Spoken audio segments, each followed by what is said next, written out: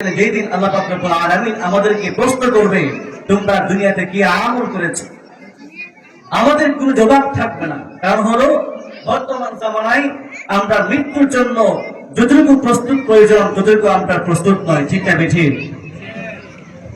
এই জন্য আল্লাহ তাআলা বলেছেন, মৃত্যুর পূর্বেই তোমরা মৃত্যুর সামানা জোগাড় করো। এখন প্রশ্ন হতে পারে যে আমরা অনেক ভুল করি, এখন কিভাবে মৃত্যুর সামানা আমরা জোগাড় করব? কিভাবে মৃত্যুর সামানা জোগাড় করব? কোরআন এবং হাদিসের মাধ্যমে আল্লাহ সুবহানাহু ওয়া তাআলা আমাদেরকে বুঝিয়ে দিয়েছেন এবং সুন্দর একটা জীবন ব্যবস্থা এবং বিধান দিয়ে দিয়েছেন।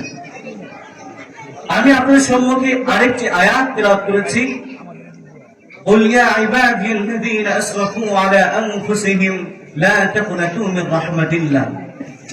আমার ভাইরা, আমার বন্ধুগণ, মৃত্যুর পূর্বে আমরা আজ পর্যন্ত জীবনে অনেক গুনাহ করেছি।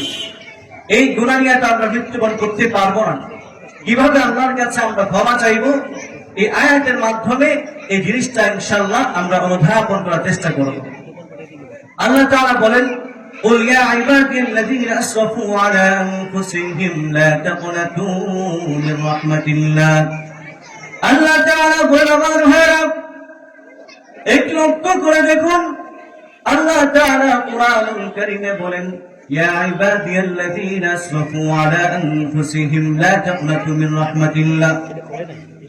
হে নবী, বিশ্ববাসীকে জানায় দেন, ইয়া ইবাদিয়াল্লাযীনা আসরাফু আলা আনফুসিহিম, তোমরা যারা নিজের উপর জুলুম করেছো, অত্যাচার করেছো, লা তাকনাতু মিন রাহমাতিল্লাহ, তোমরা আমার রহমত থেকে তোমরা নৈরাশ হইবা না। আমার ভাইরা, আমরা যদি গুনাহ করি আল্লাহর রহমত থেকে নৈরাশ হয়ে যায়, কিন্তু আল্লাহ পাক রব্বুল আলামিন বলেছেন, তোমরা আমার রহমত থেকে নৈরাশ হইবা না। এই জন্য আমার ভাইরা, আমার বন্ধুরা, যত গুনাহই করি না কেন আমরা আল্লাহর রহমত থেকে নৈরাশ হব না ইনশাআল্লাহ। নৈরাশ হব কখনোই না। লা তাকুনাতু মিন রাহমাতিল্লাহ। আল্লাহ বলেন, তোমরা যত গুনাহ করে থাকো না কেন, তোমরা যদি তাহাজ্জুদের নামাজের পরে আমার কাছে দোয়া করো, আমি তোমার তামাম জিন্দেগীর সমস্ত গুনাহ মাফ করে দেব। চিল্লায়ে সুবহানাল্লাহ।